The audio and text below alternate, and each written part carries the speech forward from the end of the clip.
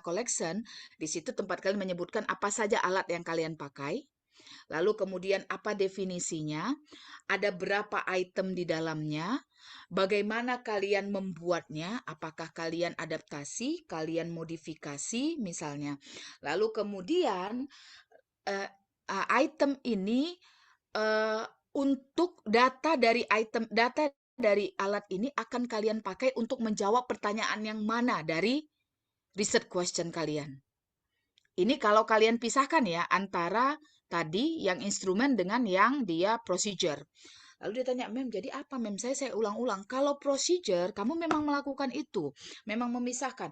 Apa letaknya procedure of data collection? Tahu kan artinya prosedur? Berarti nih kalian sudah punya nih, saya sudah punya interviewnya. Kan tadi saya sebutkan bahwa instrumen saya adalah interview. Sekarang prosedur kalian melakukan interviewnya. Apa yang kalian lakukan?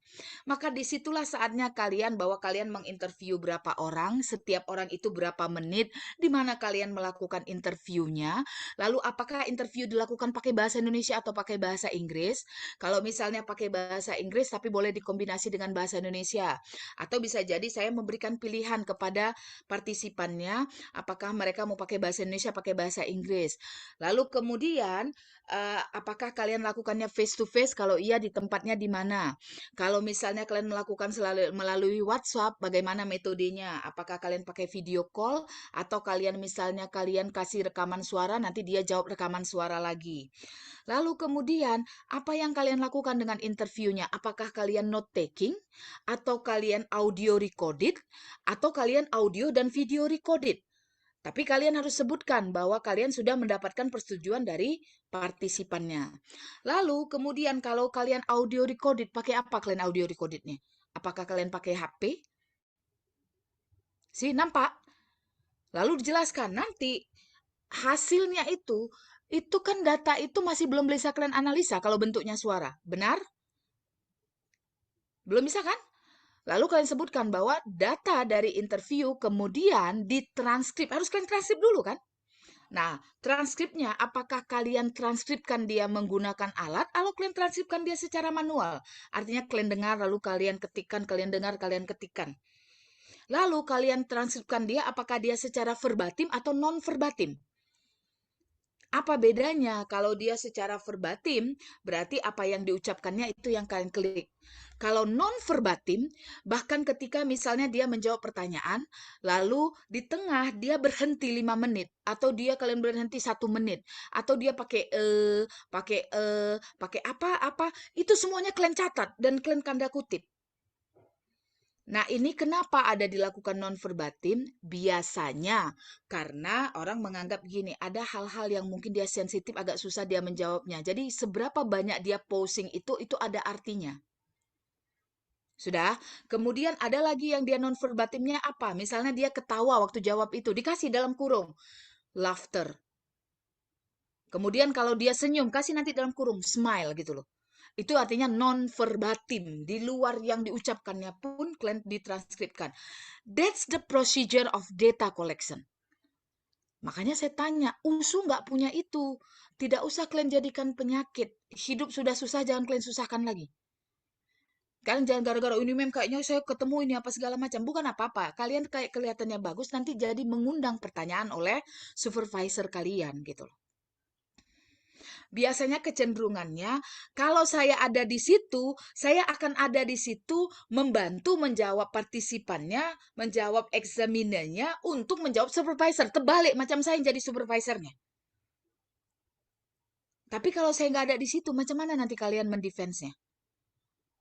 Ini soalnya sudah pernah kejadian dengan kakak senior kalian, memaksa pembimbing satunya mengatakan, Bu, dia kan melakukan dia melakukan discourse analysis, mengambil pidato, dan pidato itu dia ambilnya namanya pidato atau stand up comedian, kan ada orang yang mengucapkan.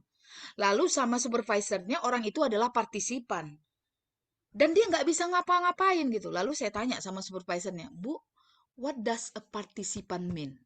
Apa artinya partisipan? Participate, kan dia berpartisipasi kan? Di situ ada yang namanya volunteer. Dan ada korelasi hubungan langsung antara researcher dengan orang yang berpartisipasi. Lalu kalau dia, Bu, menganalisa data dari pidatonya Obama, apakah dia menghubungi si Obama? Apakah Obama berpartisipasi? Kan tidak, saya bilang. Yang dia ambil adalah data yang sudah ada kian di public space dan dia hanya mengambil pidatonya. Partisipan itu, researcher itu punya akses ke orangnya dan dia bisa kalau di interview dia bisa memberikan trigger, kan dia bisa bertanya gitu. Baru kata pembimbingnya, oh iya juga ya katanya. Ibu dapat idenya partisipan mana? Karena saya asumsikan partisipan itu adalah manusia, setiap ada manusia. No. Tapi eksamininya kan nggak bisa menjelaskan. Kadang dia mau menjelaskan, mungkin karena dia adalah mahasiswa, dosennya nggak mau dengar. Secara hierarki itu salah. Dia merasa, nanti aku kalau dikasih tahu mahasiswaku, nanti aku jadi ininya. Sih, itu katanya bolak-balik saya katakan, apapun yang kalian letakkan di dalamnya, give the concept and give the reference. Kalian mau bilangkan itu A, B, C, D, entah apa-apa kalian mau sebutkan, silahkan selama kalian kasih tahu siapa yang menggunakan istilah ini gitu. Nggak bisa mengatakan bahwa, Bu, saya rasa ini, Bu, dia kan pakai angka-angka, Bu. Ini angka-angka ini kan dia kalau dia datanya udah kuantitatif, ini nggak bisa dia, Bu, kualitatif. Ini harusnya dia, Bu, saya rasa ini semi kualitatif, katanya. Lalu saya tanyakan, oke, Bu, saya nggak akan menyalahkan, saya tidak akan menyalahkan pakai itu semi kualitatif, gitu. Kalau saya tidak mengatakan itu semi kualitatif, dia adalah kualitatif murni. Yang membedakan, dia hanya punya data kuantitatif, tapi dia dihitung secara frequency count. Tidak ada statistik di dalamnya. Tapi kalau Ibu menganggap ini adalah semi kualitatif, silahkan Bu, tapi jangan lupa berikan pada siswanya referensinya siapa yang mengatakan bahwa ini semi kualitatif. Nggak bisa ibunya mendapatkan bukunya. Nah, itulah Bu yang saya nggak tahu. Tapi saya rasa ini, we cannot use feeling. This is not creative writing. Ini academic writing berbasis pada apa? Referensi ilmiah. Makanya ujung-ujungnya dia nggak jadi. Udah mem katanya dia datang sebelum sidang dia datang sama saya mem saya disuruh pembimbing 1 pembimbing 2 suruh periksakan dulu sama mem katanya gitu karena jadi kemarin jadi kamu ganti ke semi kualitatif enggak mem karena kata ibu itu dia nggak punya bukunya ya memang nggak bisa pakai feeling. Permasalahannya banyak sekali dosen kita ini pakai feeling. Kalau saya ditanya, Mem, saya nggak mau pakai MLS dan Huberman, saya mau pakainya Creswell, silahkan. Mem, saya nggak mau pakai si Creswell, saya mau pakainya Merriam, silahkan. Tapi ada referensinya. Jangan kalian pakai entah apa-apa di situ, tapi kalian nggak menyebutkan gitu loh. See, that's always concept. Nah, inilah kemarin ketika dia katakan, oh ya mem, sekarang saya udah paham. Dia sudah selesai, dia mau seminar hasil, tapi ada pertanyaan itu yang dia tidak bisa jawab gitu loh. Makanya dia bilang, so if you have this problem, silakan hubungi saya kalau pakai WhatsApp. Tapi kalau misalnya pakai WhatsApp, maklum saja kalau dia agak-agak lambat responnya. Karena saya setiap hari dealingnya anak S1, anak S2. Jadi anak S1 saja saya sedang membimbing 22 orang melalui jalur publikasi. Mereka nggak pakai skripsi lagi, publikasi di minimal Sinta 3 gitu loh. Ada 20 orang. Lalu mahasiswa S2 saya di semester 2 itu harus saya dampingi untuk publikasi karena syarat mereka untuk ujian itu ada publikasi. Dan saya tidak mengizinkan mereka melakukan publikasi dengan pembayaran. Jadi mereka harus betul-betul perlahan-lahan tertati-tati but they learn about all the process sehingga ketika mereka keluar dari prodi saya, mereka bisa survive kalau mereka mau bersaing di dunia teacher educator kalau mereka mau bersaing di dunia perguruan tinggi. Makanya kalau saya hanya menyuruh kalian untuk terbit gampang, tinggal kalian cari saja di situ yang namanya apa namanya, yang namanya sebagai ini makelar. Sini terbit 2.500.000, nggak pakai dianalisa apa segala macam. I don't want my student to do that. Makanya dari semester 2 mereka harus sudah menulis karena 1 tahun dibutuhkan untuk paling tidak gitu ya. Walaupun ada yang 3 bulan sudah terbit gitu. See, so this is what we want to see. Jadi now let me remind you again bahwa apa yang ada di USU nomor 1 yang ada di kalian itu adalah one research design. Gak usah kalian masukkan research paradigm, gak usah cari penyakit. Riset paradigm ini wajib di luar negeri menunjukkan bahwa dari mana kalian belajar berpijak dari kualitatif itu. Karena kualitatif itu ada dia constructivism, ada interpretism, ada yang namanya criticism. Lalu nanti dalam analisa datamu kau bagian yang mana? Interpretif, konstruktif, atau kau bagian yang kritik. Criticism. Nah, kalian kan nggak ada. Jangan gara-gara kalian lihat contohnya ada kalian masukkan. Riset paradigm jangan dipakai. So, number one is research design. Apa yang harus ada di dalam research design? Yang pertama sekali yang kalian sebutkan adalah approach-nya. Apakah dia kualitatif atau kuantitatif? Itu yang pertama kali disebutkan. Jadi biasanya rata-rata kualitatif. Once you finish with approach, provide the concept. Kasih tahu apa itu pengertian kualitatif. Disinilah saatnya kalian mau pakai kualitatifnya siapa. Pakainya punya si Yen, punyanya si Creswell, atau punyanya si Merriam. Tapi jangan punya Sugiono ya. Sugiono itu bukan untuk orang social science. Kita kan kalian kan ngasih itu aja yang dipakai gitu loh. Padahal kalau orang dia social science terutama bahasa itu dia orangnya si Creswell. Ada makanya ada di dalam penelitian itu akan mengatakan gini, kualitatif for misalnya apa for nursing study kan beda-beda. Makanya itu ada artikelnya gitu loh. Jadi sebutkan approach-nya apa, kualitatif atau kuantitatif, lalu kemudian kasih pengertian apa itu kualitatif. Sudah? Setelah selesai, kalimat yang berikutnya adalah specify the design. Disinilah saatnya. Apakah kalian mau mengatakan bahwa ini adalah apa descriptive case study, phenomenological case study, apakah ini narrative inquiry, apakah ini autoetnografi, apakah etnografi, apakah ini retrospective narrative inquiry, terserah. Karena itu nanti akan disesuaikan dengan pertanyaan kalian. So that's you put your design. Oke? Beda kan? Hampir rata-rata kan biasanya ini adalah kualitatif. Kualitatif yang mana? Ada 100 lebih loh desainnya gitu loh. Apa tujuan kalian sekarang? Dia misalnya apa? Kualitatif. Kualitatif apa? Konten analis critical, discourse analysis itu kualitatif kan? Spesifiknya lagi critical discourse analysis gitu loh. Makanya jadi harus spesifik. Jadi approach, kasih definisi approach-nya, lalu spesifik desainnya apa? Kasih definisi desainnya. Oke. Setelah selesai, ini yang paling penting. Related to your study. Rasionalnya apa gitu loh. Maka kan tadi misalnya kalian kasih tahu bahwa yang namanya qualitative case study itu adalah untuk mengelaborasi pengalaman partisipan dalam suatu tertentu. Baru kemudian makanya karena penelitian ini bertujuan, nah kaitkan lagi dengan yang kalian sebutkan di bab 1.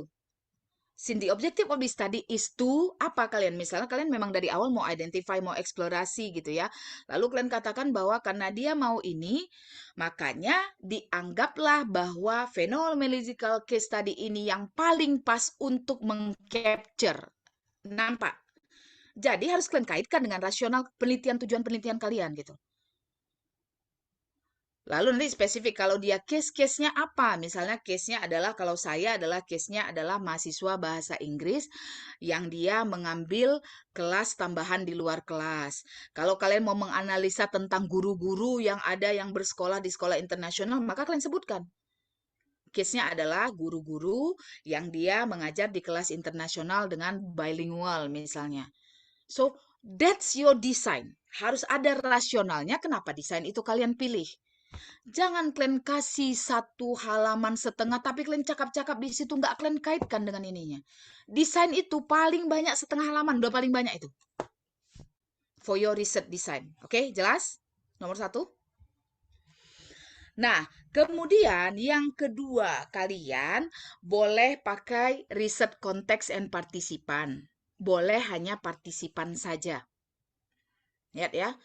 Riset konteks atau partisipan atau partisipan aja. Alasannya kenapa? Nanti riset konteksnya akan tercover. Kalau kuantitatif berarti kalian pakai population and sample. Bisa? Itu yang wajib ada. Nah, apa isi partisipannya? Ini harus kalian detail. Kualitatif ini kan tidak bisa digeneralisir. Dia hanya berlaku pada partisipan kalian. Yang pertama sekali yang kalian sebutkan adalah ada berapa orang yang kalian jadikan partisipan. That's number one. Sudah. Kemudian tambahkan data-data yang dia terkait dengan penelitian kalian. Biasanya apa? Gendernya, berapa orang laki-laki, berapa orang perempuan. Sudah. Kalau misalnya dia guru, apakah dia guru baru atau guru lama? Kalau guru baru, biasanya yang dianggap novice teacher itu pengalaman ngajarnya di bawah 5 tahun. Gitu. Ada berapa orang jumlahnya? Sudah? Lalu kemudian kalian sebutkan bahwa di mana institusinya. tapi tidak boleh menyebutkan nama. Jadi kalau misalnya tadi yang kalian ambil itu misalnya adalah partisipan saya adalah 10 orang mahasiswa magister bahasa Inggris di salah satu perguruan tinggi negeri di Sumatera Utara. Habis. Oke, ethical consideration. Nampak? Lalu setelah kalian sebutkan itu, yang berikutnya adalah how do you recruit your participant? Inilah yang namanya sampling teknik. Bagaimana kalian mendapatkannya? Ini yang kemarin saya sebutkan kan. Biasanya kalau dia kualitatif hampir rata-rata itu adalah purposeful sampling atau purposeful teknik. Kalian memilih mereka ada syarat-syarat yang mereka penuhi. Oke, purposeful. Lalu kalian kasih tahu, balik lagi apa yang dimaksud dengan purposeful. Biasanya akan dikasih tahu bahwa yang namanya purposeful sampling itu kasih referensinya, bahwa dia memiliki karakteristik tersendiri. Lalu setelah itu jelaskanlah karakteristik apa yang kalian pakai. Jadi kalau di fokus saya, penelitian disertasi saya mengatakan bahwa itu purposeful. Dan karakteristiknya mereka harus mahasiswa semester 6 di jurusan pendidikan bahasa Inggris atau dia English Department. Dan alasannya kenapa semester 6? Karena anak semester 6 itu sudah melewati yang namanya basic and intermediate writing class. Karena feedback yang mau saya lakukan itu tidak bisa diberikan kepada anak-anak yang masih baru belajar basic. So that's why I say purposeful. Nampak kan? Sudah dikasih konsepnya, dijelaskan apa karakteristik yang kalian pakai. And next, how you get them? Bagaimana kalian terkorelasi ke mereka? Siapa gatekeeper kalian? Gatekeeper itu adalah kalau di sekolah, itu biasanya kalau nggak kepala sekolah, guru. Kalian boleh mengatakan bahwa misalnya karena kalian adalah guru di institusi itu, atau misalnya karena kalian boleh karena apa namanya first principal your supervisor adalah guru yang di situ yang memiliki akses ke dalam. Oke. Nah, itu yang harus kalian sebutkan. Nampak? Nah, lalu bagaimana dengan demografik datanya? Kalau demografik data itu adalah hal-hal yang bisa mempengaruhi terhadap data kalian. Jadi, apa-apa saja hal-halnya. Biasanya gender mempengaruhi. Lalu kemudian kalau kalian mempelajari tentang guru, misalnya tentang strategi mengajarnya, latar belakang pendidikan itu kan mempengaruhi. Apakah dia tamatan dari FKIP atau bukan? Kemudian apa? Pengalaman mengajarnya. Itu kan mempengaruhi. Lalu apa? Gelar akademiknya mempengaruhi kan? Sama-sama jurusan pendidikan bahasa Inggris, tapi yang satu S1 dengan yang satu lagi S2 kan mempengaruhi.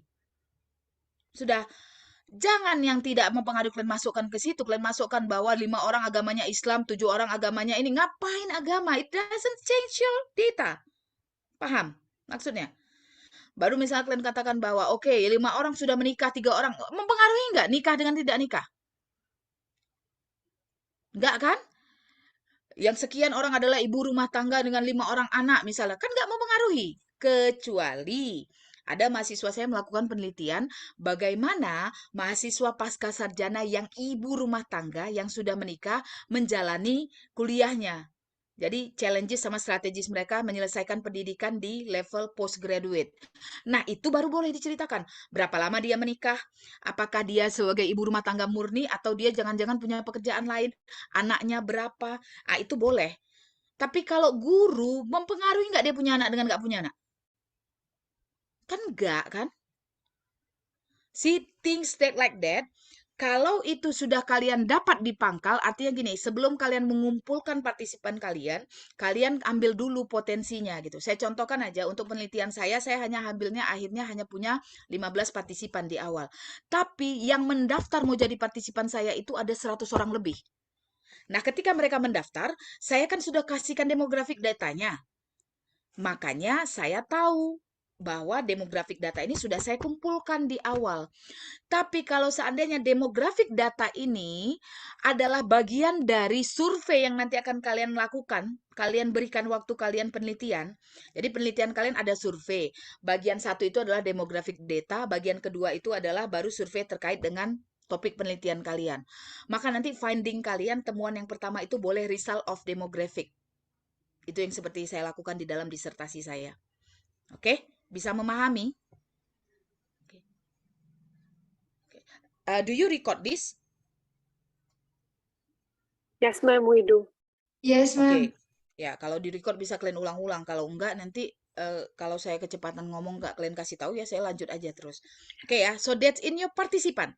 Nah, kenapa tadi riset konteks tidak disebutkan? Karena di dalam partisipan tadi bisa kalian sebutkan apakah dia di kampus mana, secara spesifik kita cerita tentang ini ya, tentang lokasi ya. Jangan sebutkan namanya gitu. Oke, next. Apa yang harus ada lagi berikutnya di dalamnya? Data collection. Data collection. Sudah. Lalu kalau misalnya gini, oh mem, kalau mereka minta, itulah tadi, instrumen sama data procedure. Kalau dia minta, dipisahkan. Kalau tidak cukup data collection. Nah, data collection ini persamaannya dalam kuantitatif adalah instrument of data collection. Kualitatif, cukup sebutkan data collection. Nah, disinilah kalian akan menyebutkan apakah di dalam data kalian itu datanya hanya data kualitatif atau data kuantitatif. Kalian bisa mengatakan bahwa untuk penelitian ini saya akan mengumpulkan data kualitatif dan data kuantitatif.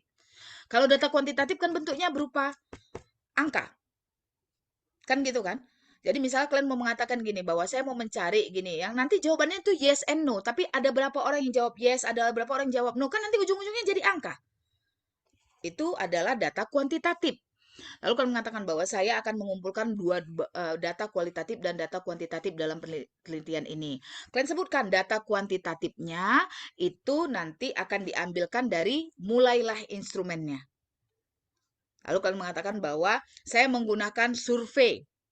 Lalu kalian sebutkan balik apa itu definisi survei, kenapa survei itu dipakai. Lalu kalian kasih tahu survei kalian itu adalah survei apa. Lalu kalian katakan misalnya survei ini kalau misalnya kalian ambil yang sudah ada dipakai orang itu biasanya ada namanya itu survei itu. Misalnya apa? Survei untuk mencari tahu tingkat kecemasan itu kan ada. Ada lagi misalnya self efficacy, self agency, kemudian learning strategies itu biasanya sudah ada namanya diberikan oleh orang yang menciptakan survei itu. Kalau kalian mengambil punya orang. Tapi kalau tidak kalian ambil punya orang nggak ada namanya, kalian sebutkan saja bahwa saya menggunakan survei yang dipilih, adopted atau adapted. Adopted punya orang kalian ambil bulat-bulat tidak ada kalian modifikasi. Adapted kalian ambil, lalu kalian twist bagiannya supaya sesuai dengan konteks kalian. Bisa paham? Adaptasinya itu bisa berupa apa? Bisa berupa pengurangan item, bisa berupa penambahan item, bisa berupa apa? Penggantian kalian modifikasi kata-katanya gitu loh. Oke? Itu adalah adapted. Oke? Kalian kasih tahu dari penelitian siapa dan kasih referensinya gitu loh. Apakah dia hanya dari satu penelitian? Enggak, boleh dari 2-3 penelitian yang kalian gabungkan. Oke, kalian sebutkan ada berapa itemnya. Kalian katakan bahwa terdiri dari 15 item yang dibagi menjadi 2 bagian, yaitu open-ended, close-ended, dan open-ended. Yang close-ended itu kalian sebutkan berapa item dan dia akan menjawab pertanyaan yang mana. Lalu kemudian yang open-ended kalian sebutkan ada berapa dan apa pertanyaannya, apa data yang akan dia ambil dari sini gitu loh. Oke, bisa kira-kira? Lalu bagaimana kalau misalnya dia not adapted, saya ciptakan sendiri. Nah, ini yang orang yang biasanya nggak pernah tahu gitu. Maksudnya jarang tahu. Kalau kita membuat sendiri, akan orang tanyakan, bagaimana kalian tahu valid dan reliable-nya? Artinya gini, bagaimana kalian tahu bahwa yang kalian buat itu akan mengumpulkan data yang kalian butuhkan untuk menjawab pertanyaan kalian? Itu satu. Kemudian bagaimana kalian tahu tingkat pemahaman siswa gitu? Atau orang yang mau kalian iniin. Kalian buat pertanyaan gitu kan, kira-kira dia paham atau tidak. Nah, untuk itu kalian harus menyebutkan bahwa kalian melakukan apa? Pilot. Kalian melakukan pilot dulu. Pilot itu apa? Kalian teskan dulu survei itu ke orang yang bukan partisipan kalian. Ingat ya, ke orang-orang yang bukan partisipan kalian tapi memiliki karakteristik yang sama. Paham? Misalnya nih, kalian partisipannya adalah anak magister bahasa Inggris USU, 5 orang. Sorry, kalau 5 orang nggak boleh survei, salah saya. Katakanlah 20 orang. Survei itu karena besar ya. Kalau cuma 5 orang, survei nggak bisa dipakai. Oke? Kenapa? Karena kalian akan menginterview. Ya udah interview aja, ngapain lagi di survei gitu. Jadi kalau survei itu kecenderungannya adalah karena partisipannya besar, lalu kalian kasih survei. Nah, nanti hasil surveinya itu akan kalian analisa, baru kalian undang untuk interview. Yang diundang jangan semua. 5 orang saja misalnya. Itulah alasannya kenapa dikasih survei. Tapi kalau misal dari awal kalian cuma 3 orang, ditanya orang ngapain kalian survei, orang nanti mau kalian interview, kenapa nggak kalian tanya waktu interview aja sih? Paham maksudnya kan? Karena kita tidak bisa melakukannya secara interview semuanya, habis waktunya, maka kita survei duluan, baru nanti hasil surveinya kita analisa, dan kita akan memilih orang-orang yang akan kita interview gitu ya. Nah, jadi lalu kemudian apabila kalian melakukan pilot itu adalah kalian katakanlah bahwa kalian punya anak magister bahasa Inggris, anak USU, 20 orang yang mau kalian survei. Nah, kalian pilot dulu survei yang kalian kembangkan, kalian kasih juga dengan anak USU, magister bahasa Inggris, tapi bukan yang 20 orang itu, paham? Karena karakteristiknya kan harus sama. Oke. Kalau nggak ada lagi anak USU, misalnya mem nggak ada, cuma tok itulah semuanya anak USU udah saya ambil semua. Kalian cari yang dia magister juga, yang jurusannya sama dengan anak USU itu. That's the pilot namanya. Oke. Lalu setelah kalian sebutkan dan tutup dengan data apa yang akan diambil untuk menjawab pertanyaan apa. Oke, saya ulang lagi ya. Untuk semua instrumen yang kalian gunakan, nomor 1 kalian sebutkan instrumennya apa, lalu kalian kasih pengertian konsepnya, lalu kalian jelaskan berapa itemnya, lalu kemudian kalian kasih tahu dari mana sumbernya, apakah kalian modifikasi atau kalian ambil dari orang lain atau kalian buat sendiri.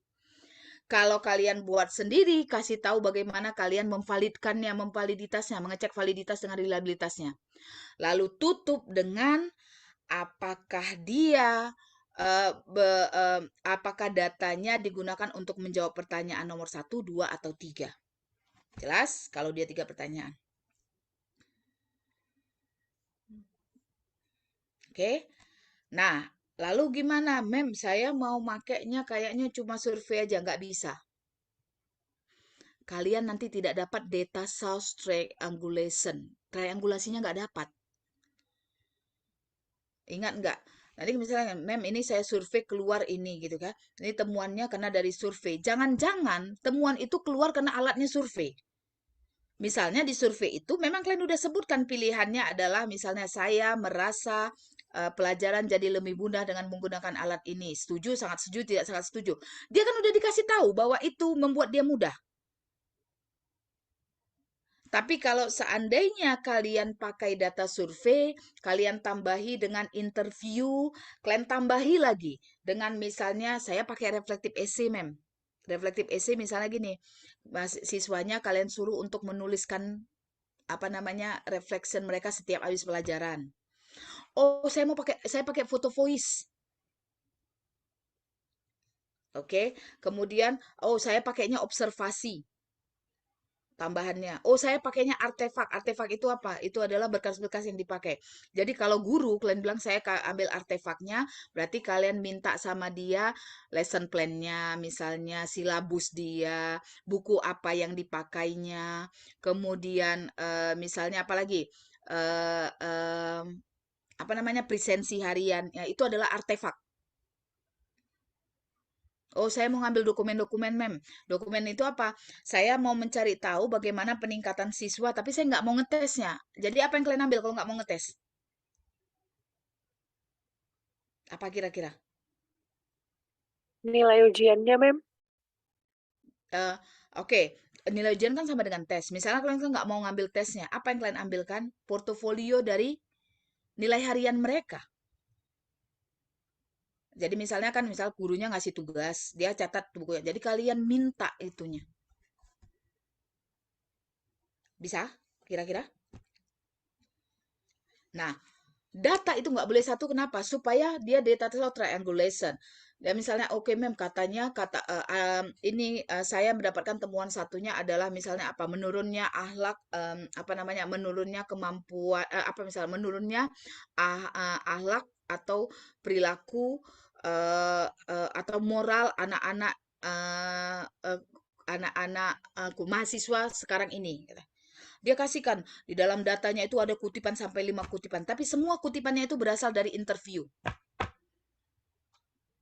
Dia nggak punya data lain. Dia cuma menginterview.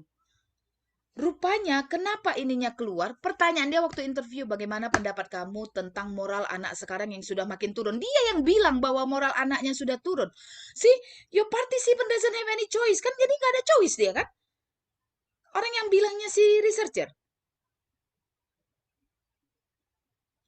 Pantaslah ini keluar. Kenapa nggak sampai 5 orang? Pertanyaan dia memang begitu gitu loh. Makanya tidak boleh kalian mengatakan misalnya tantangan. Lalu kalian mau nanya gini, tantangan guru dalam menggunakan teknologi di dalam ruangan kelas misalnya. Tantangan guru dalam menggunakan misalnya apa? Artificial intelligence tool gitu ya. Tidak boleh dalam pertanyaan interview kalian itu kalian tanya, apa Pak tantangannya? Nggak boleh. Lalu dia bilang, oh tantangan saya adalah 1, 2, 3. Karena kalian yang sudah mengeluarkan tantangan. Kalau ini yang kalian lakukan, itu namanya adalah reportase. Itu kayak misalnya pembawa berita memberikan laporan. Kan dia tanya kan? Halo Kak, halo, Si forget to turn on. halo. Oke? Nanti akan kalian lihat kenapa itu nanti tidak boleh, karena saya akan tunjukkan di dalam findingnya. Jadi bisa dipahami. Makanya ada buku khusus Halo. bagaimana cara menginterview gitu loh.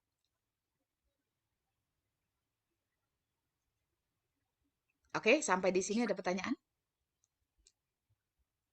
Iya, Mem, saya punya beberapa pertanyaan, Mem. Untuk yang Oke. kan ini, Mem, yang pertama, kalau kita mengambil, misalnya mengambil potensi partisipannya dulu, kemudian Hmm. baru nanti dipilih menjadi partisipan, Mem. Nah, Sementara partisipannya terbatas, Mem. Apakah lebih baik langsung aja? Misalnya kalau guru kan, Mem, di beberapa heeh, sekolah maksimal 2 sampai 3, Mem. Kalau misalnya oke. cuman Jangan pakai dipilih lagi. potensi partisipan. Jangan. Hmm. Oh, pakainya ya udah langsung aja dia langsung pakai. Makanya dia itu pakainya apa? Purpose sampling lalu kemudian apalagi kalau dia benar-benar terbatas, convenient sampling kan? Tahu apa artinya convenient sampling? Ini adalah partisipan yang paling gampang dijangkau oleh si peneliti. Nah, kalau saya, kenapa saya pakai potensial partisipan? Karena saya tahu saya mengajar kelasnya itu ada 5 kelas. Mahasiswanya satu kelas itu ada 30 orang. Gitu loh. Dan untuk mencarikan yang terbaik gitu. Dia volunteer, saya tanyakan siapa yang mau, semuanya mau ikut gitu. Gitu ya. Karena kan syaratnya ada ethical clearance ya. Kalau misalnya kampus-kampus di luar negeri itu ada ethical clearance, jadi harus berbasis partisipasi gitu loh. Jadi kalau misalnya mereka tertarik, saya kasih silakan ambil tanda tangan bahwa dia tertarik. Nah, nggak mungkin saya ambil segitu banyaknya. Macam mana saya menganalisanya? Ah, disitulah saya pilih-pilih, saya sesuaikan. Saya butuh mereka-mereka yang berasal dari menggunakan bahasa ibu yang berbeda-beda. Jadi ada yang orang di rumahnya pakai bahasa Indonesia, ada yang pakai bahasa Jawa, bahasa pertamanya ada bahasa Pak-Pak, ada yang bahasa Mandailing gitu-gitu. Dari situ saya ambilnya.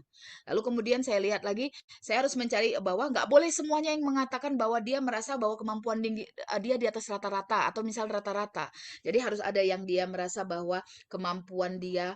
Jadi di dalam dalam ketika saya ngambil itu ada pertanyaan ini, please rate your writing skill gitu loh. Jadi ada yang mengatakan bahwa dia sangat jelek, kemudian dia bilang bahwa dia jelek, biasa dia sedang gitu. Dan seperti biasa orang Indonesia nggak ada yang ngaku dia udah bagus gitu.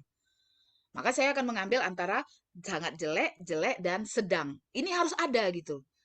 Nah, tapi kenapa? Karena dari awal saya tahu saya punya 100 lebih besar. Misal kayak kalian tadi ya, misalnya kalian mau ngambil, misalnya penelitian kalian mau menggunakan partisipan yang partisipannya itu adalah apa namanya, orang yang pernah mengalami atau pernah berkonsultasi dengan psikolog. Mana mau orang membuka ini biasanya kan masih dianggapnya aib gitu. Kalian butuh convenient sampling atau kalian butuhnya snowball sampling. Artinya setelah dapat kalian satu orang, kalian minta orang itu bisa nggak kamu tunjukkan lagi. Atau kemudian apa? Kalian butuh gatekeeper. Ada kawan kalian yang psikolog, lalu kalian tanya, Tapi ini biasanya sangat-sangat sensitif kan antara apa namanya informasi antara dokter sama pasien itu kan nggak boleh buka. Jadi nggak harus diikutin ya. Kalau kalian merasa yakin aja banyak, terus kalian mau milihnya. Kalau enggak ya apa yang ada aja. Oke, ada apa lagi pertanyaannya? Iya, Mem. Terkait gatekeep, Mem. Kalau dulu saya S1-nya kan, Mem, di bawah rekomendasi dari pembimbing, Mem. Berarti itu semua harus dibuka juga, Mem, datanya. Dari mana kenal sama gurunya, dari mana dapat jalan sama sekolahnya, itu harus dibuka juga, Mem, datanya. Not necessarily. Nah ini kan kata tadi saya bilang gitu ya. Jadi misalnya gini, apa namanya, karena gurunya kawan saya atau saya pernah ngajar di sekolah ini gitu ya. Itu udah cukup. Misalnya mengatakan bahwa karena saya sebelum pernah mengajar di sekolah ini, jadi saya punya kedekatan dan saya mempunyai akses gitu. Saya kenal dengan ininya. Ah, itu udah cukup, nggak usah di detail-detail gitu.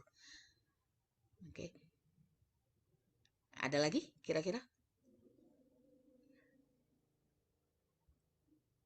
Satu lagi, Mem. Untuk yang instrumen itu, Mem. Saya pernah dengar ada yang bilang kalau misalnya instrumen kita tuh harus menjawab pertanyaan kan, Mem. Jadi kalau misalnya pertanyaannya 3, minimal instrumennya juga harus 3. Is it correct, Mem? No. No. Karena misalnya gini, saya menggunakan interview dan jawaban dari interview itu bisa menjawab pertanyaan nomor 1 dan nomor 3 misalnya gitu loh. Jadi yang salah itu adalah bukan karena pertanyaannya 3, instrumennya harus 3, bukan itu gitu loh. Jadi sekalipun pertanyaannya 2, instrumennya tidak boleh 1. Atau misalnya sekalipun pertanyaannya 1, instrumennya itu datanya nggak boleh datang dari satu instrumen itu dia. Supaya apa? Data source triangulation gitu loh. Maka logikanya saja kalau kita membutuhkan data source triangulation, kalau misalnya dia pertanyaannya 3, instrumennya harus 3, gimana kalau seandainya kita mau punya instrumennya 5? Apakah pertanyaannya harus 5? Kan enggak. Jadi salah alasannya. Tapi kalau dalam kualitatif, kita memang tidak boleh menggunakan hanya satu instrumen. Oke? Ada Thank you, lagi Mem. kira-kira? Ada lagi? Enggak ada? Sudah oke? Oke. Berarti tadi udah ya, riset design, partisipan, riset konten partisipan, atau data and data source. Oh, saya lupa. Tadi udah saya bilang belum, data and data source itu. Nah, ini kalau kalian melakukannya adalah discourse analysis yang pakai textbook, yang kalian mau menganalisa pidato. Siapa mau kalian bikin partisipannya? Maka kalian menyebutkan datanya. Datanya apakah data kualitatif? Kalau data kualitatif itu berupa apa? Kalian menyebutkan berupa misalnya apa? Kata-kata yang dikeluarkan atau kalimat atau pidato. Itu namanya data. Data source-nya dari mana? Dari mana kalian ambil? Misalnya adalah saya ambil misalnya dari artikel, misalnya surat kabar ini mulai dari tahun segini sampai segini. Di bagian ininya gitu loh. Kasih reasonnya, kenapa kalian membatasinya di situ? Lalu kalau misalnya, oh ya saya stand up comedian, saya ngambil yang khusus, dia mungkin ada dalam setiap minggu dia mau upload ke YouTube gitu ya. Tapi yang saya ambil itu adalah dari periode segini sampai segini. Atau yang saya ambil adalah ketika topik-topiknya adalah tentang ini gitu loh. That's your data and data source. Oke, ketika dia discourse analysis. Maka kalau discourse analysis kalian tidak punya yang namanya instrumen, tidak ada instrumen ya. Apa yang mau diinstrumenkan? Kan discourse analysis. Yang ada apa? Tadi the corpus data sama riset konteks. Jadi kalian mau menganalisa, saya mau menganalisa tentang novel. Novelnya ini berlatar belakang Iran. Jadi kalian harus menjelaskan riset konteks bagaimana kultur di Iran. Jangan kalian tidak jelaskan. Orang nggak tahu. Misalnya gini, di dalam novel itu digambarkan bahwa si perempuan itu apa namanya menyetir mobil gitu ya, kemudian suka pakai celana jeans. Lalu kalian tidak jelaskan riset konteksnya. Orang Indonesia apa hebatnya? Dia mau mengatakan bahwa ini adalah tentang apa? Pergerakan emansipasi perempuan. Lalu tanya orang apa pula hebatnya pakai nyetir mobil dengan pakai celana jeans gitu misalnya. Ternyata riset konteksnya adalah bukan sekarang ya, dulu Arab Saudi perempuan kan tidak boleh di Arab Saudi menyetir. Kalau sekarang sudah katanya. Kalau tidak kalian jelaskan riset konteksnya, macam mana orang paham nanti terhadap analisa kalian gitu. Sama stand up comedian, kalian mau melakukan stand up comedian, yang kalian lakukan adalah stand up comediannya adalah orang Amerika Serikat. Kalian harus jelaskan riset konteksnya. Ini yang terjadi kemarin. Dia mau mengatakan, dia membahas stand up comedian tentang apa? Tentang dark humor, particularly relatednya tentang apa? Tentang Muslim. Terutama setelah apa? Setelah kejadian yang World Trade Center. Kemudian dia cerita tentang imigrasi. Tak ada riset konteksnya. Saya tanya sama dia, kamu tahu siapa yang jadi ini? Kamu tahu siapa yang jadi stand up comedian-nya ini? Nggak tahu. Macam mana nanti kamu mau menjelaskan? Jadi stand up comedian itu adalah seseorang yang berasal dari Texas. Dan dia adalah seorang Republikan. Dan pada masa itu, yang dia ambil videonya itu adalah masa-masa ketika si Trump sedang jadi presiden. Dan Texas itu adalah lumbung terbesar bagi para pendukung si Trump. Makanya kamu harus paham kenapa dia membahas tentang imigran. Ini tidak terjadi di mana? Tidak terjadi di state saya, New Mexico itu nggak ada. Karena banyak imigrannya di situ. California itu nggak jadi, Arizona nggak jadi. Dan dia nggak tahu ini. Lalu saya tanya, apa kapasitas kamu menganalisanya? Masa dia mau stand up comedian tentang agama Islam, dia jadi di situ ada menyindir tentang agama Islam, tentang teroris gitu ya, dan teroris itu pakai agama Islam. Dia pakai kacamata orang Indonesia, ya habis jadinya. It doesn't work. Makanya kenapa ada riset konteks. Kalian mau membahas tentang gender yang ada di dalam buku teks. Lalu kalian harus kasih tahu bahwa buku teks itu dipakai di Indonesia. Kasihlah riset konteksnya di Indonesia. Yang menyatakan bahwa mana? Kita masih patriarki. Bahwa yang namanya di Indonesia masih tetap mayoritas dianggap laki-laki itu sebagai breadwinner, perempuan itu adalah sebagai ibu rumah tangga. Kan begitu. Sehingga ketika perempuan bekerja, dia tidak boleh menyampingkan pekerjaan dia sebagai ibu rumah tangga. Baru kamu nanti bisa gender representatifnya kamu iniin gitu. You have to tell your audience dari set konteks dulu. Kemudian ditambah dengan apa? Bahwa yang namanya orang Indonesia, karena mayoritasnya Muslim, maka kultur yang ada di Indonesia, values yang ada di Indonesia itu adalah kombinasi antara cultural dengan religious values. Di mana yang namanya kalau para Muslim itu, yang perempuan yang namanya imam itu adalah suami. Ini akan mempengaruhi nanti sedarap critical discourse analysis kalian. So that's what it means. Bisa dipahami kenapa harus ada itu gitu. Oke, tadi saya kelewatan jadinya. Next, yang berikutnya itu adalah setelah riset konteks, kemudian apa? Yang berikutnya itu adalah data analisa. Data analisa inilah nanti akan saya tunjukkan dengan contohnya ya. Data analisa ini kembali lagi kalian menganalisa datanya itu pakai apa namanya? Miles Huberman itu bukan nama. Itu adalah orang yang mengasih referensinya. Apa nama metode dia? Saya menggunakan data analisa dengan menggunakan namanya thematic content analysis. Namanya adalah thematic content analysis. Maka kalau di dalam kuantitatif, kalian akan menyebutkan, saya menggunakan deskriptif statistik. Deskriptif statistik kan bukan nama orang kan? Saya menggunakan inferential statistik. Jangan mengatakan data analisa saya menggunakan SPSS. SPSS itu adalah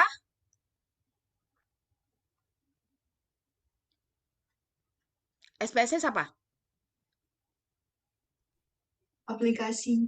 Aplikasinya. Maka kalau di kualitatif ada namanya in vivo, ada namanya dedus.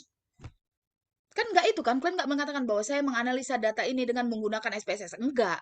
Saya menggunakannya apa? Deskriptif statistik, inferential statistik, homogeneity test, kemudian normality test. Yang saya gunakan, yang saya analisa menggunakan SPSS package yang keberapa. Kan gitu. Namanya apa? Sama dengan kualitatif. Namanya apa? Saya menggunakan thematic content analysis.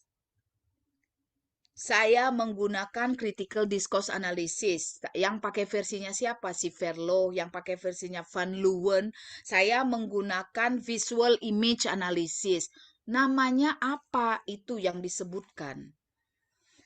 Setelah itu, baru kalian kasih definisinya berdasarkan referensi yang kalian pakai. Jadi jangan saya menganalisa data dengan menggunakan Miles dan Huberman. Sejak kapan pula si Miles dengan Huberman ini jadi nama analisa data? Dia adalah orang yang memberikan referensi bagaimana menganalisa data. Sampai di sini bisa dipahami? Sudah? Nah, nanti akan saya balik spesifik ke situ.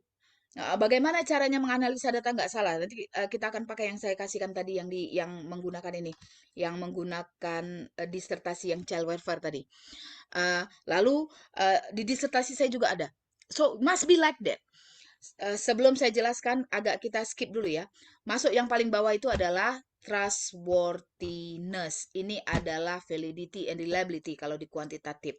Trustworthiness itu adalah menunjukkan bagaimana kalian melakukan semua prosesnya ini mengikuti prosedur ilmiah. Kalau dulu kan orang suka bilang, bukan dulu sampai sekarang pun, enak kali ya kualitatif itu gak penelitian kata orang. Tinggal omongan orang dimasukkan. Itulah karena dia nggak ngerti kualitatif. Padahal berat kalau dia tahu. Nomor satu adalah membuktikan bahwa satu, triangulation. Apa yang di triangulate? Datanya harus di triangulate. Bahwa data itu tidak boleh bersumber dari satu. Kalau dia bersumber dari satu, yang kita takutkan data itu keluar karena alatnya, bukan karena apa. Ada yang ada data di lapangan. Tapi coba kalau datanya 3, dan 3-3 ini ada di dalamnya. Berarti kan betul, memang itu yang ada di lapangan. Bukan karena alat yang dipakai. Makanya saya bilang tadi, kalau misalnya satu data itu, kalian pakai 3 alat. Tapi data itu hanya keluar di alat nomor 1, buang data itu nggak bisa dipakai. That's your data reduction. Paham? Kemudian apalagi misalnya, kalian dapat data, misalnya ada di 3-3-nya, bagus. Ada 2 di antara 3, itu bisa dipakai. Yang nggak boleh itu kalau dia cuma keluar 1. Itu namanya apa? Data source triangulation. Apalagi data analysis triangulation. Maka kalau tadi kan kita source-nya, sumbernya. Lalu kemudian apanya? Ada lagi tadi kan kalau misalnya kalian memakai alatnya, tadi kan ada juga kan validity-nya untuk menunjukkan bahwa surveinya itu valid atau tidak menghitung. Itu kan tadi sudah. Kemudian apa lagi? Data analysis triangulation. Gimana kalian tahu bahwa analisa kalian itu nggak salah? Ingat, ini kan subjektif. Ini tidak dipertanyakan di kuantitatif. Kenapa? Karena dia udah pakai alat, angka-angka, udah dianggap bahwa diasumsikan ini. Lalu kalau dia kualitatif, itu kan kalian terjemahkan sendiri. Siapa yang memastikan bahwa terjemahan kalian tidak salah? It's very subjective. Satu data bisa berarti A bagi saya, bisa berarti B bagi orang lain. Kan gitu. Sama dia dengan kalau misalnya gini, kalau saya bandingkan, kalian ada tes tes reading, tes grammar, tes writing, dan tes speaking. Kalau reading dengan grammar, itu biasanya tidak perlu writer.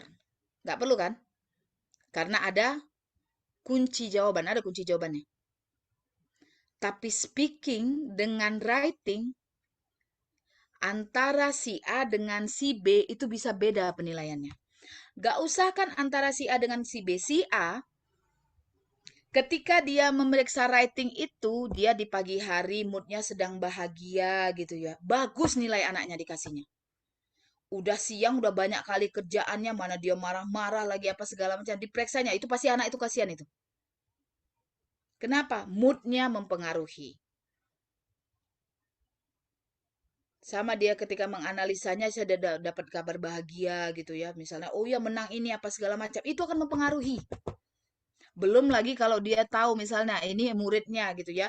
Tahu dia, makanya kenapa ada namanya anonymity, ada namanya pseudonym.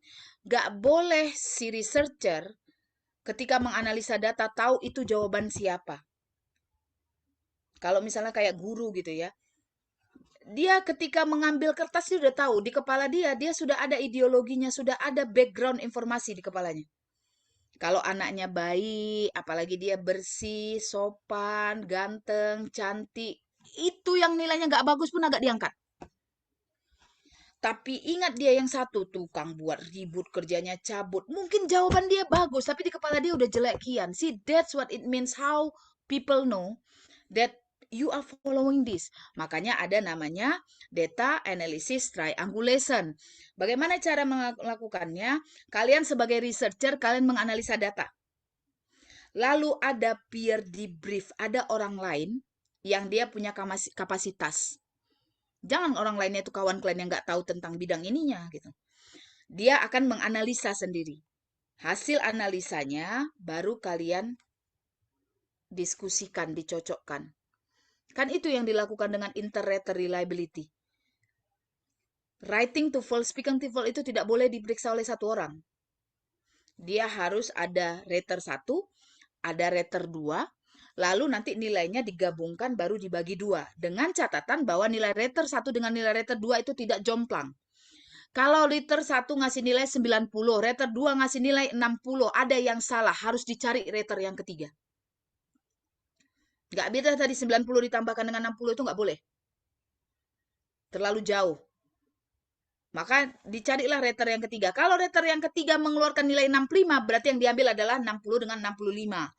Kalau rater yang kedua itu, yang ketiga itu memberikan nilai 80, maka yang diambil adalah nilai 90 dengan 80. Ini juga yang berlaku dengan jurnal. Apabila itu kan kalau misalnya katanya double blind peer review, itu kan reviewernya 2. Yang satu mengatakan accept with revision, yang satu mengatakan reject. Itu nggak akan mereka reject. Mereka akan cari reviewer yang ketiga. Reviewer ketiga mengatakan reject, berarti di-reject. Reviewer yang ketiga mengatakan major revision, berarti yang diambil adalah yang major revision. That's the same thing with this. Pakai apa namanya? Peer debrief. Lalu kemudian apalagi yang misalnya, apalagi yang bisa kalian lakukan? Member check. What is member check? Kalian menginterview orang. Lalu untuk memastikan interpretasi kalian terhadap interview itu adalah benar, siapa yang paling tahu omongan seseorang?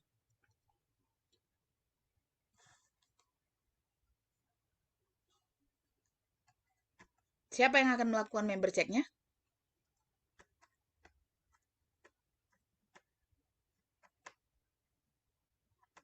Anybody? Orang itu sendiri ya, Mem? Ya, harus orangnya sendiri kan? Makanya kalau kalian melakukan member check, apa yang kalian lakukan? Kalian transkripnya tadi, kalian kembalikan ke orangnya, interpretasi kalian itu kalian kasihkan sama dia. Dan bilang bahwa kan kemarin ngomongnya seperti ini gitu ya. Lalu saya simpulkan jadi begini, itu tidak yang kamu maksud. Kalau dia bilang iya, berarti kan benar interpretasi kita kan? So that's other way to do it, dengan melakukan member check. So that's your trustworthiness. Itulah trustworthiness yang harus dimasukkan. So research design, participant, research content and participant, or data and data source, data collection or instrument of data collection, or tadi yang research context yang berbeda, atau misalnya the corpus data. And then after that you have data analysis, and then the last one is trustworthiness. Ini isi metodologi kalian, jangan ditambah yang lain. Jelas? Jadi kalau bisa dia di cover di data source saja. Kalian mengatakan bahwa interview, jangan lagi dibikin prosedur. Kalian kasih tahu aja interview itu apa, pengertian interview, bagaimana, apakah dia semi structure atau structure, pertanyaannya apa. Kalau kalian katakan bahwa pertanyaannya itu nanti udah disusun kian, berarti letakkan di appendix. Tapi kalau misalnya kalian bilang bahwa pertanyaannya ini akan disusun berdasarkan terhadap respon partisipan terhadap open-ended survey. Berarti kan nggak bisa ditunjukkan di appendix ketika kalian melakukan proposal. Lalu kemudian kalian akan katakan bahwa interview itu akan dilakukan selama berapa lama per partisipan, di mana kalian akan melakukan interviewnya, pakai bahasa apa kalian melakukan interviewnya, lalu kemudian apakah interviewnya itu nanti kalian pseudonimkan, kalian audio recordedkan, atau kalian audio dengan video recordedkan. Nah, itu semuanya ada di dalam data collection. Makanya kalian nggak perlu lagi punya procedure of data collection. Kalau itu sudah kalian jelaskan per detail. Oke? Sampai di sini, ada pertanyaan? Ada? Aman?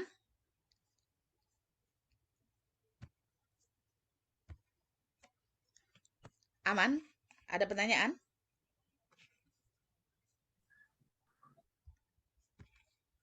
Aman, Mem. Oke. Mem, Ya. bukan pertanyaan terkait ini. Saya sudah paham, Mem. Cuma saya ingin bertanya, Mem, kira-kira kalaupun ini setelah habis mid semester, kami masih boleh ngejumpain, Mem, terkait untuk proposal kami, terkait untuk tesis kami, Mem, kira-kira. Yeah, that's what I said. yang tadi kan di awal sudah saya sampaikan, kalau misal nanti setelah kita nggak ada kelas reguler lagi kan gitu kan. Iya benar Maka Mem. kalian butuhannya adalah case by case. Masing-masing kalian akan membutuhkan beda-beda kasusnya. Makanya you Iya. can either contact me through WhatsApp. Cuma kalau misalnya kalau kalian merasa pertanyaannya cuma satu dua yang bisa saya jawab dengan voice note WhatsApp, ya udah melalui WhatsApp gitu. Oke. Tapi kalau kalian merasa, Mem nggak bisa Mem, saya harus jumpa, baru nanti di schedule kan kalian harus datang ke kampus Iya. saya. Oke? Baik Mem, makasih ya Mem. Oke. Now let's see. Kenapa saya menggunakan ini? Ini yang saya suka dari salah satu ini. Bahwa dia benar-benar ini dia data analisanya. Perhatikan ya. Karena ini sudah dilalui, makanya dia dalam simple voice. Lihat dia bilang. Macam mana dia menganalisa datanya? Data diorganisasi secara systematically dan kemudian dianalisa. Oops, sorry. My battery.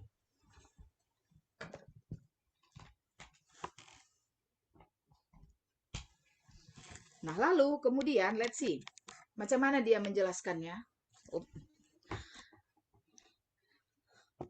Dia bilang bahwa due to the number of anticipated participant, karena jumlahnya banyak, dia katakan tidak menggunakan systematic software untuk menyimpan datanya.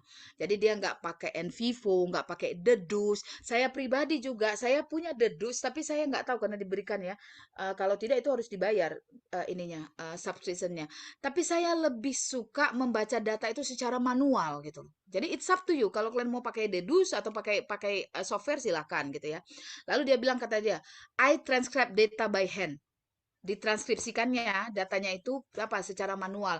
Kan ada yang misalnya apalagi sekarang dengan artificial intelligence yang misalnya bahkan ketika dosen ngomong pun kalian tinggal buka Microsoft-nya nanti dia ngetik sendiri kan gitu kan. Nah, dia merasa bahwa dia lebih nyaman dengan melakukannya manual. Kalau didengarkan lalu dia ketik, dengarkan dia ketik gitu loh. Lalu kemudian apa gitu?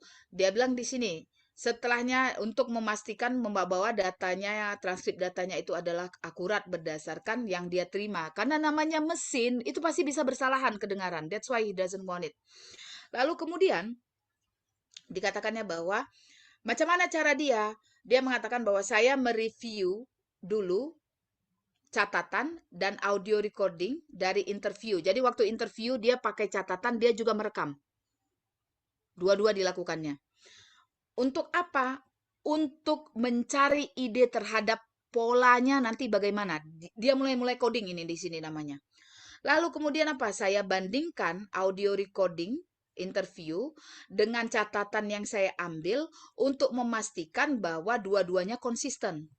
Lalu dia bilang, sebelum saya menganalisa data, ini dia belum masuk analisa data. Astagfirullahaladzim. What page sih tadi? Halaman berapa tadi? Coba. Mudah-mudahan benar.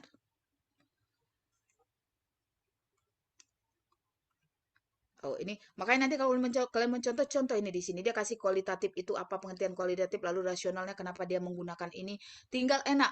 Bab 3 itu sebenarnya paling enak kalau kalian sudah punya teks mentor. Kalian nggak perlu berpikir lagi, ambil aja oh dia pakai ini karena ini ya udah aku sesuaikan dengan aku punya misalnya gitu. Oke. Now let's see.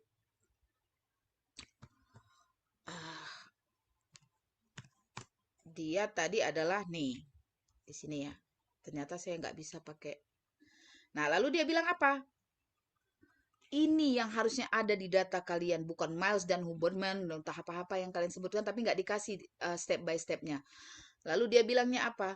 Dia kasihkan di sini bahwa tadi, nih ya, udah dia bilang bahwa sebelum saya menganalisa data, kemudian apa? Saya bagi-bagi dulu setiap pertanyaan interview menjadi ke dalam dokumen yang berbeda.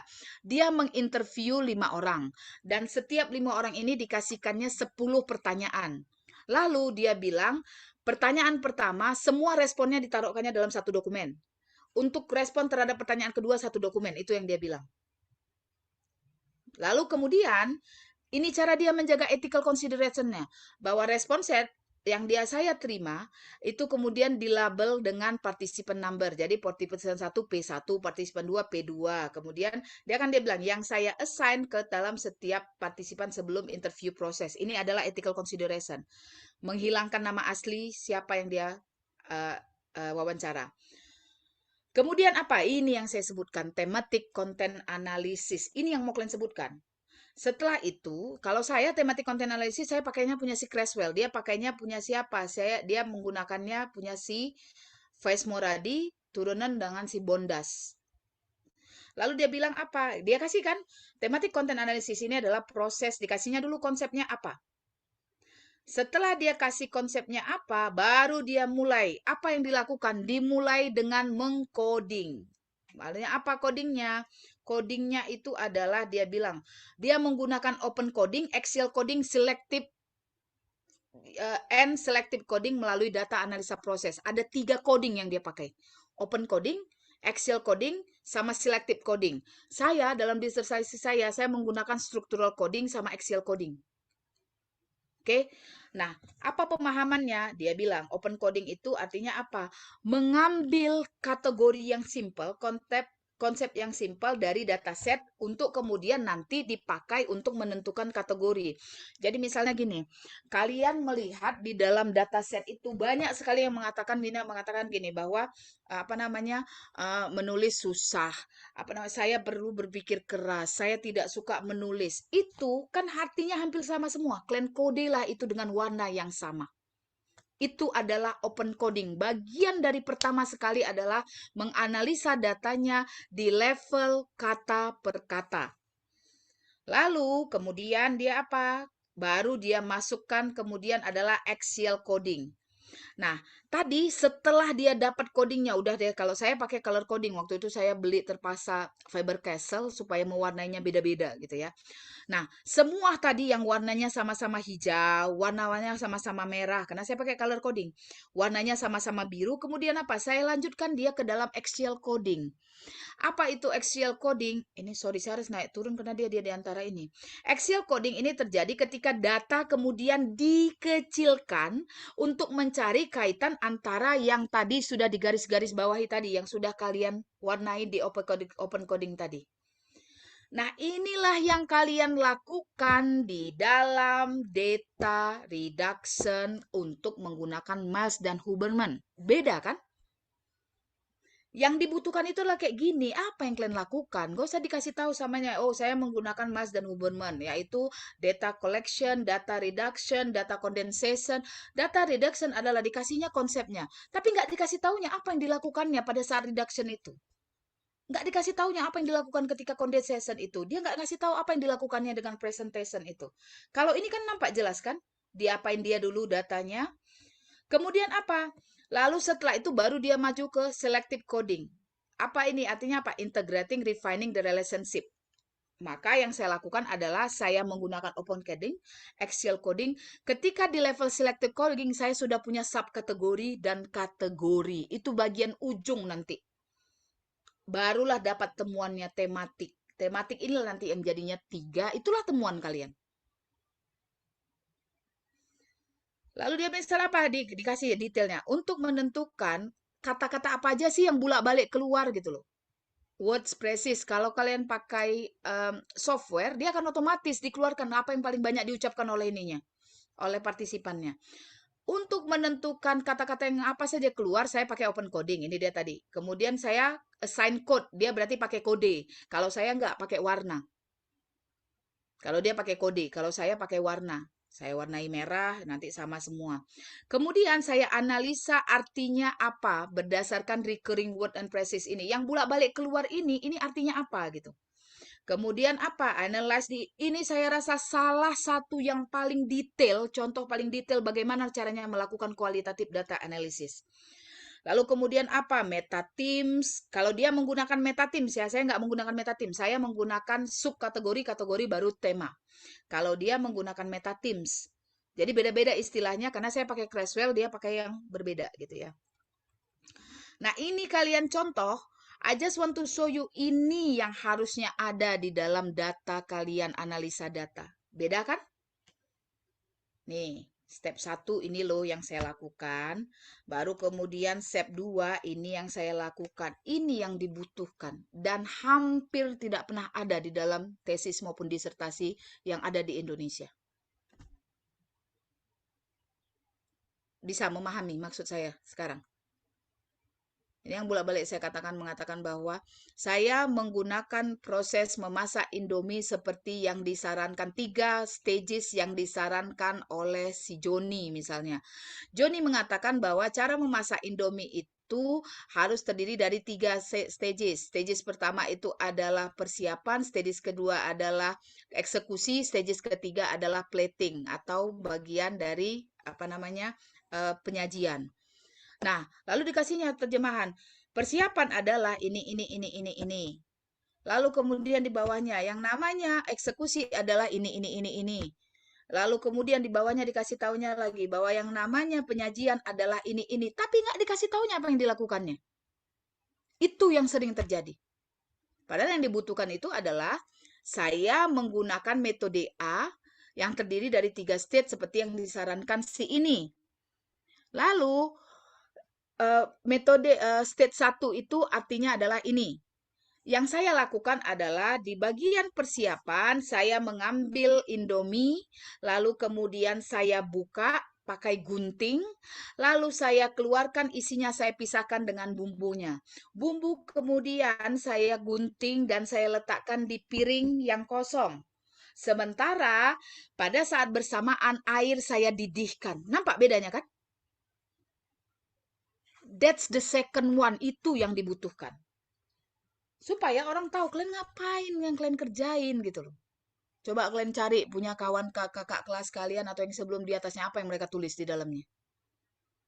Makanya saya pening kepala saya begitu waktu menguji CDA, dia pakai Mas Superman. Saya garuk kepala, kamu mau ngapain pakai Mas Superman? Nggak tahu dia ngapain gitu. Ini yang mau dicari, ini yang mau dijelaskan gitu. Apa yang saya lakukan dengan disertasi saya? Saya melakukan disertasi saya begini. Nah, sama juga gitu. Artinya apa? Bahwa saya harus menunjukkan apa yang saya lakukan supaya pembimbing saya tahu bahwa saya berada di jalur yang benar. Kalau enggak, entah apa-apa nanti yang saya tulis di situ gitu. Rupanya salah saya menganalisanya. Nih yang saya lakukan.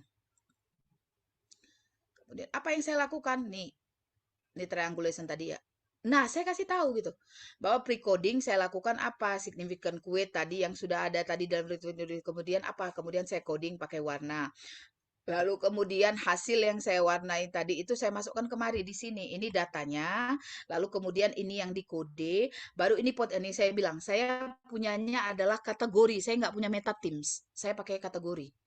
Saya sebutkan, saya masukkan dia ke dalam sheet ini. Ketika dia frequency count, saya masukkan dia di dalam sheet ini. Lihat. Inductive content analysis. Yang apa? Ini saya menggunakan si Terel kan, saya bilang kan. Lalu kemudian apa yang saya pakai? Bahwa saya menggunakan apa? Menggunakan tuh. Jadi nggak saya bilang saya menggunakan Miles dan Huberman. Miles Huberman mengatakan nggak begitu. Yang saya tunjukkan adalah ini yang saya lakukan. Saya pakai salah, attribute coding. Saya pakai attribute coding sama structural coding di atas. Nah, pening kalian mikir, nah kami nggak tahu, memang ini aja kami baru dengar pertama kali kayak gini. Macam mana mungkin? Bayangkan aja orang yang kuliah kalau di Amerika Serikat itu yang namanya kelas riset penelitian itu minimal 3, kalau kualitatif aja ya, minimal itu adalah 2 semester diambil dan setiap 1 semesternya itu dia 3 jam per mata kuliahnya. 3 SKS. Sementara kita cuma punya riset metodologi di mana di situ kualitatif, di situ kuantitatif, disitulah dijejalkan di kepala kalian semuanya. Untunglah masih kalian rekam. Kalau nggak kalian rekam, nggak tahu saya lagi nanti macam mana kalian memahami ini. Banyak kali ini segala macam. Saya kasih sama kalian jalur ekspresnya gampangnya. Kalian cari teks mentornya, tinggal kalian copy aja macam mana dia buatnya gitu. Habis. See, that's how to do it. Tapi saya tidak mau lagi melihat di angkatan kalian yang saya ajarkan pakai Miles dan Huberman. Bukan Miles Huberman yang saya permasalahkan. Adalah penjelasan kalian terhadap Miles dan Huberman itu yang bikin saya sakit kepala. Saya melakukan data condensation. Data condensation adalah ini. Di mana nanti datanya jadi saya ginikan. Habis, stop. Apa? Satunya apa, duanya apa, tiganya apa. That's what you need to explain. Oke, almost time. Habis. Bisa kira-kira riset metodologinya sudah jelas? Aman? Introduction udah, riset metodologi udah. Ada pertanyaan?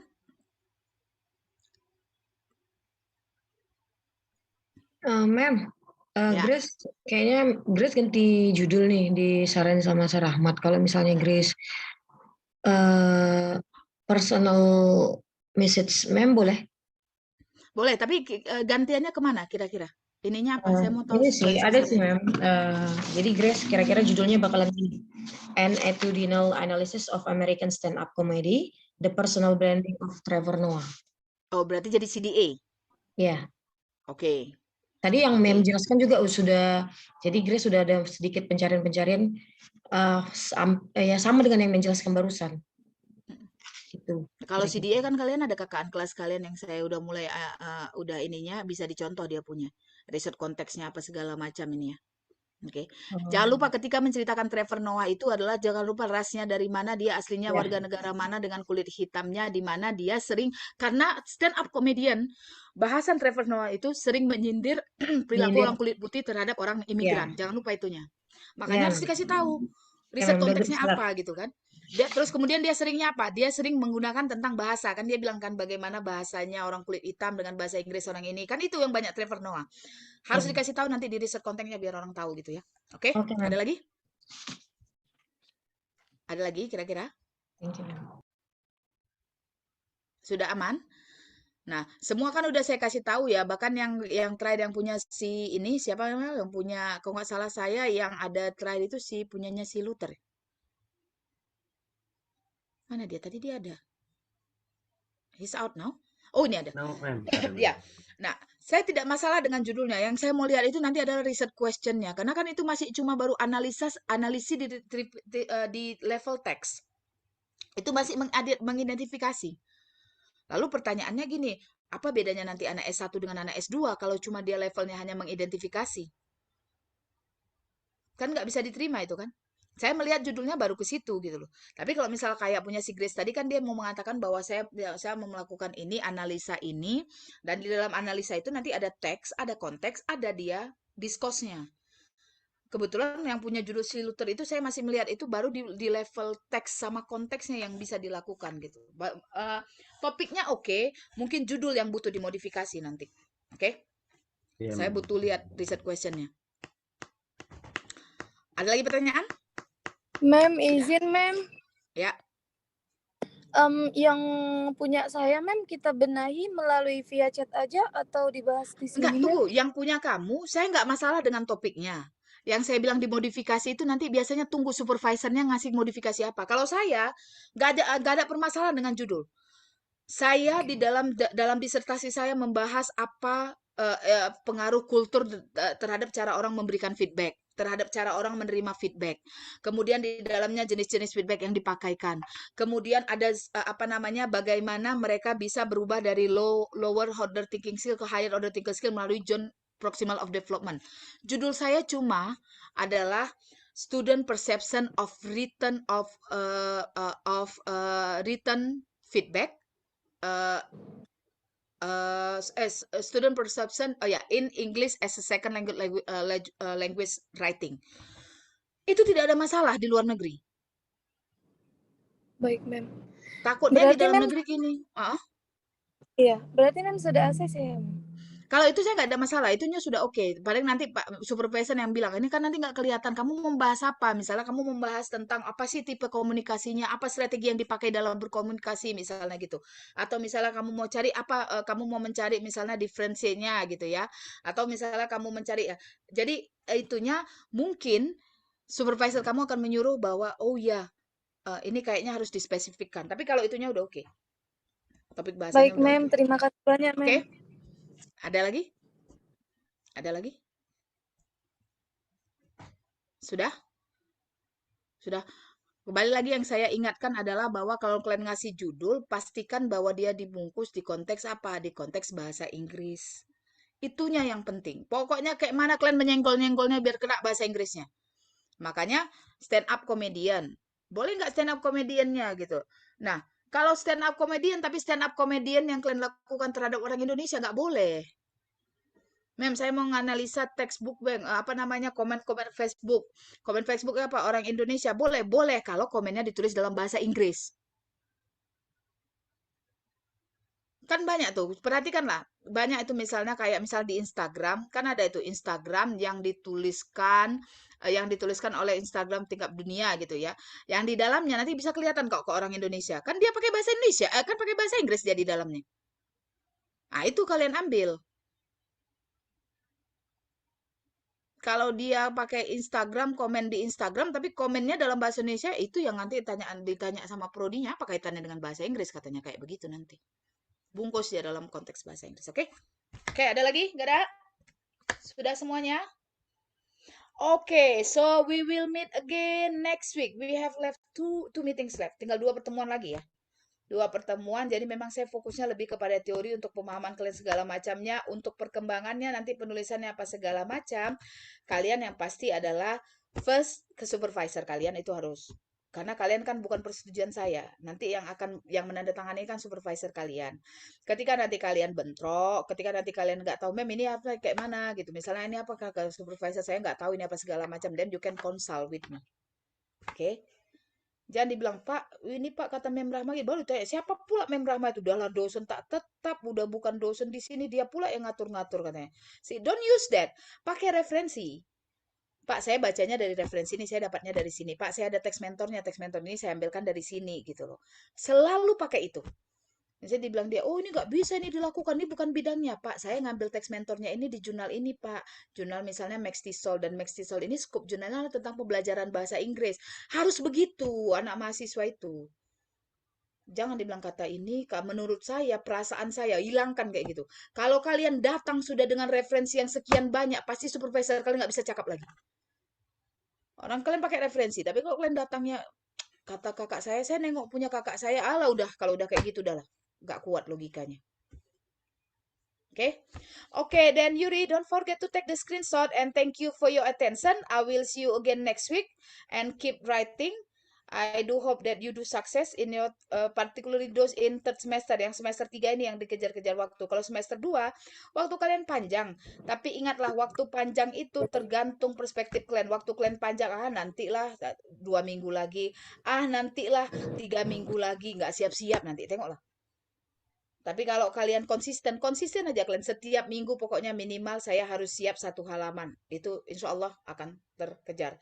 Make your time frame, okay? And thank you for your attention. I will see you again next week insya Allah. At the same time, nggak ada perubahan kan? Kalau untuk jadwal bulan puasa tidak ada perubahan jam waktu belajar? Enggak, Mem. Nggak ada, Okay. Mem. Okay, then I will see you again as usual next week at 9 a.m. And thank you and happy weekend for me, early happy weekend for me. Assalamualaikum warahmatullahi wabarakatuh. Waalaikumsalam. Okay, Thank you, I will- Mem. Okay. Thank you, ma'am.